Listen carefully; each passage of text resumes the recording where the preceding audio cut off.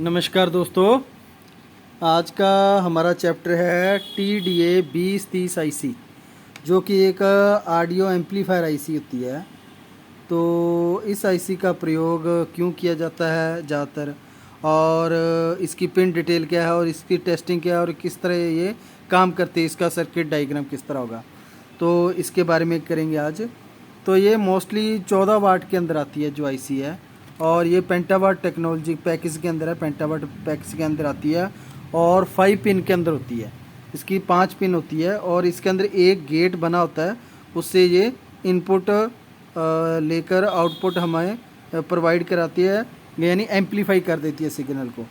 और जो हमारे छोटे कम्पैक्ट होम जो कि म्यूजिक सिस्टम होता है, तो उनके अंदर इस IC का ज़्यादातर प्रयोग किया जाता है। तो इसके बारे में आज करेंगे।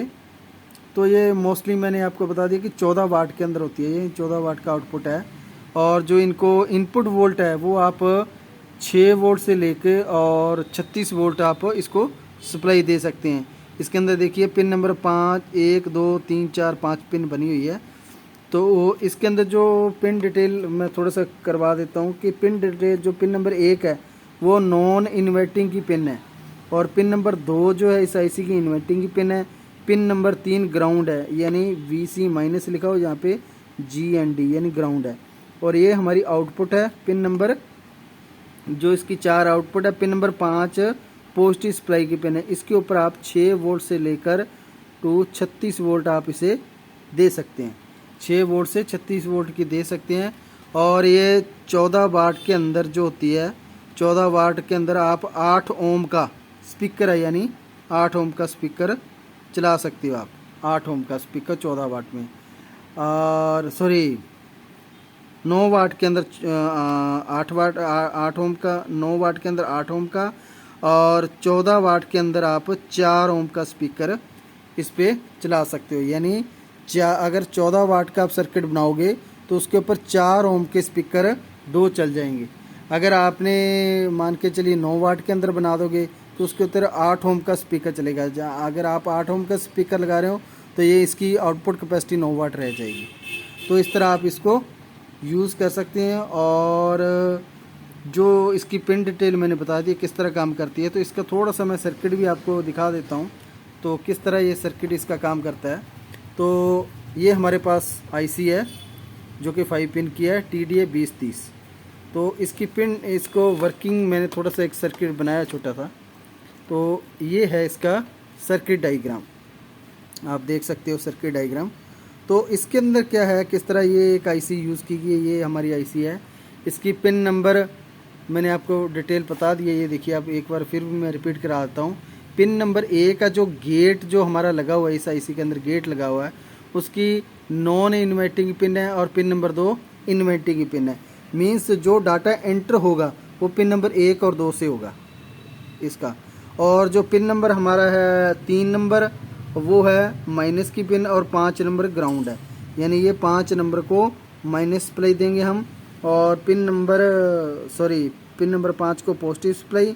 और पिन नंबर जो हमारी है ये पिन नंबर 3 जो है ये GND है, GND यानी ये नेगेटिव सप्लाई के साथ जोड़ी जाएगी। और पिन नंबर 4 जो है हमारी आउटपुट है, जो स्पीकर के साथ जाके जुड़ेगी। तो स्पीकर का एक पॉइंट नेगेटिव होगा, दूसरा इस IC के साथ जोड़ दिया जाएगा। बीच में आप PF कैपेसिटर लगा दें ताकि आवाज़ और क्लियर हो जाए। और आवाज़ को कंट्रोल करने के लिए एक रजिस्टर और प्लस PF आपको ग्राउंड करना पड़ेगा। और उसके बाद पिन नंबर 5 के ऊपर पॉजिटिव सप्लाई है। वो पॉजिटिव सप्लाई मैंने बता दिया, चाहे आप बैटरी से दे सकते हैं, जहाँ अडाप्टर से भी दे सकते हैं, तो जहाँ ट्रांसफार्मर लगा सकते हैं 6 वोल्ट से लेके और 36 वोल्ट तक, ये इसको आप सप्लाई दे सकते हैं। और जो पिन नंबर 2 है, इसको आप एक रजिस्टर के द्वारा और एक PF के द्वारा ग्राउंड के साथ ही अटैच कर देंगे, ठीक है जी। और पिन नंबर 1 के ऊपर जो है एक आप वेरिएबल यानी टोन जिसे कहते हैं, पोटेशियोमीटर कहते हैं या वेरिएबल रजिस्टर कहते हैं, वो लगा के आप इनपुट सप्लाई देंगे। जो हमारा 3 mm का जैक लगाना आपने, ठीक है जी, तो उससे जो इनपुट देनी है वो पिन नंबर 1 पे देनी है, वो भी वेरिएबल के थ्रू। तो वेरिएबल लगाने का ये मकसद होता है कि जैसे आपने आवाज़ है वो कम या ज़्यादा करनी है तो इस वेरिएबल से आप कर सकते हैं। तो इस तरह एक सर्किट बनाया हुआ है हमारे पास। ये है TDA 2030 IC जो कि 5 पिन की IC होती है। तो अब इस IC को हमने चेक किस तरह करना है, ये मेरे पास एक IC है तो इसका मैं नंबर भी आपको जूम करके दिखा देता हूँ। तो इसका नंबर आपको नज़र आ जाएगा। तो ये देखिए इसके ऊपर लिखा हुआ है, ये देखिए 20 और 30, 20 + 30, ठीक है। ये 20-30 लिखा हुआ है इसके ऊपर।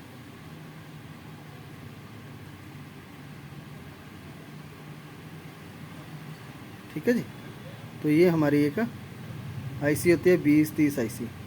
तो अब इसको हमने चेक किस तरह करना है, कैसे, तो इसका फार्मूला क्या चेक करने का, क्योंकि मोस्टली ये ख़राब हो जाती है जब ओवर इससे साउंड आउट की कैपेसिटी ली जाती है, जहाँ इसके साथ हीट सिंक का आपने अच्छे से प्रयोग नहीं किया या आपने इसके साथ छोटी हीट सिंक लगा दी है तो मोस्टली ये IC ख़राब हो जाती है, क्योंकि इसकी आउटपुट कैपेसिटी बहुत अच्छी होती है, प्लस बास और ट्रैवल इसका बहुत ही बढ़िया होता है। तो आप इसको यूज़ कर सकते हैं। तो इसको चेक करने का सिंपल सा तरीका, मल्टीमीटर को आपने बीप की रेंज में सेट कर लेना है और सेट करने के बाद आपका चेकिंग का तरीका मैं बता देता हूँ किस तरह आपने चेक करना है। जो इसकी पिन नंबर 5 है, यानी जो पिन नंबर 5 यानी पॉजिटिव सप्लाई की पिन है, और पिन नंबर 3 है जो नेगेटिव सप्लाई की पिन है, उस पर आपने ये प्रोब लगानी है पिन नंबर 5 पे और पिन नंबर 3 पे। तो आपकी वैल्यू आनी चाहिए जितनी ट्रांजिस्टर की आती है, क्योंकि इसके अंदर इंटरनल एम्पलीफायर सिस्टम लगा होता है। तो ये एक साइड वैल्यू आएगी। जैसे मैंने अब पिन नंबर 5 पे ब्लैक प्रोब रखी है और पिन नंबर 3 पे रेड प्रोब। अगर 500 से ऊपर वैल्यू आ रही है तो ओके है। अगर इसी प्रोब को मैं चेंज कर देता हूँ तो ये देखिए वैल्यू ओवर हो गई है, क्योंकि जो रीडिंग वैल्यू होती है 1000 से नीचे नीचे होगी, वही हमारी टेस्टिंग वैल्यू ओके होती है। अगर 1000 से ऊपर रीडिंग आ रही है तो वो हम काउंट नहीं करेंगे। तो इसलिए उल्ट लगाने पे ये वैल्यू शो नहीं करती है। अगर मैं पिन नंबर पॉजिटिव की जो पिन है पिन नंबर 5 उस पर ब्लैक प्रोब और पिन नंबर जो 3 है उस पर नेगेटिव प्रोब लगाऊंगा तो वैल्यू जितनी ट्रांजिस्टर की आती है लगभग 500 550 करीब करीब उतनी वैल्यू आनी चाहिए आपकी। ठीक है जी। तो ये तो हो गया पावर सेक्शन चेक करने का तरीका। और जो आउटपुट है वो ओके या नहीं है तो वो आपने मल्टीमीटर वहीं रखना अपने ब्लैक प्रोब, और पिन नंबर जो इसकी है 4 नंबर उस पर आपने प्रोब लगानी है। तो वैल्यू 566 यानी 550 से वैल्यू ऊपर होनी चाहिए, वो भी एक साइड। जैसे इस साइड चेक की मैंने, इस साइड मैं चेक करूँगा, ये देखो रीडिंग ओवर हो गई है। तो ये हमारी टेस्टिंग गलत है। और ये ब्लैक प्रोब और ये पिन नंबर के ऊपर रेड प्रोब। पिन नंबर यानी ब्लैक के जो ब्लैक प्रोब है वो पिन नंबर 5 पे, और जो है पिन नंबर इसकी 4 आउटपुट की जो पिन है उस पर रेड प्रोब रखेंगे तो वैल्यू 500 550 से ऊपर आनी चाहिए। और यही वैल्यू में अगर पिन नंबर ये रखूँगा 3 नंबर पे जो नेगेटिव सप्लाई है तो उस पर 571 के करीब वैल्यू यानी 550 से वैल्यू के ऊपर आनी चाहिए। तो ये आपकी इन जो सप्लाई सेक्शन और आउटपुट ओके है। अब इसके अंदर जो एक गेट लगा है पिन नंबर 1 और 2 पर, उसकी टेस्टिंग किस तरह होगी उसको चेक करने के लिए आपको ये प्रोब है जो रेड प्रोब है वो है आपको आउटपुट पे जो है पिन नंबर 3 पे फिक्स करनी पड़ेगी। और उसके बाद ये रीडिंग हम चेक कर लेंगे। ये देखो अभी सॉरी ये आ गई, ये आपकी पिन, ये आ गई हमारी पिन, यानी रेड प्रोब है पिन नंबर 3 के ऊपर फिक्स। जो हमारी ग्राउंड की पिन है उसके ऊपर रेड प्रोब लगानी है, और जो ब्लैक प्रोब है आपकी उसको आपने गेट की इन्वर्टिंग और नॉन इन्वर्टिंग पिन यानी पिन नंबर 1 पे, ये आ गई हमारी 2 नंबर पिन, रीडिंग है 761, और पिन नंबर 2 पे भी इतनी वैल्यू और पिन नंबर 1 पे भी सेम वैल्यू होनी चाहिए। ये 762 आ गई और 761 आ गई। ठीक है जी। तो जो हमारी होगी नॉन इन्वर्टिंग पिन होगी उसकी थोड़ी सी वैल्यू 1 पॉइंट ज़्यादा होगा। कोई भी है, चाहे वो गेट है चाहे कोई भी सिस्टम है, उसकी जो नॉन इन्वर्टिंग की वैल्यू होगी थोड़ी सी ज़्यादा होगी। और जो हमारी इन्वर्टिंग की पिन है यानी पिन नंबर 2 है जो उसकी वैल्यू थोड़ी सी कम होगी। तो आपने ये रेड प्रोब रखनी है ग्राउंड पिन पे पिन नंबर 3 पे, और पिन नंबर 2 और पिन नंबर 1 को चेक करना है। तो मतलब अपना गेट भी ओके है पावर सप्लाई सेक्शन भी ओके है और आउटपुट सेक्शन भी ओके है, यानी एक तरह की ये आईसी बिल्कुल ओके और परफेक्ट है, आप इसको यूज़ कर सकते हैं।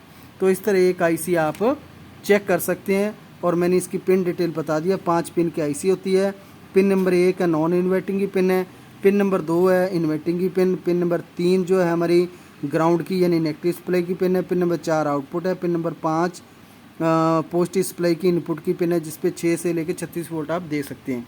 और जो इसकी जो टॉप होता है वो हमेशा ग्राउंड के साथ, पिन नंबर जो हमारी 3 है उसके साथ जुड़ा होता है, ये क्योंकि पिन नंबर 3 ग्राउंड है तो इसका टॉप है पिन नंबर 3 के साथ अटैचमेंट होता है। तो अगर ये पिन अगर आपकी टूट भी जाए ग्राउंड वाली तो आप टॉप से भी इसका यूज़ कर सकते हो।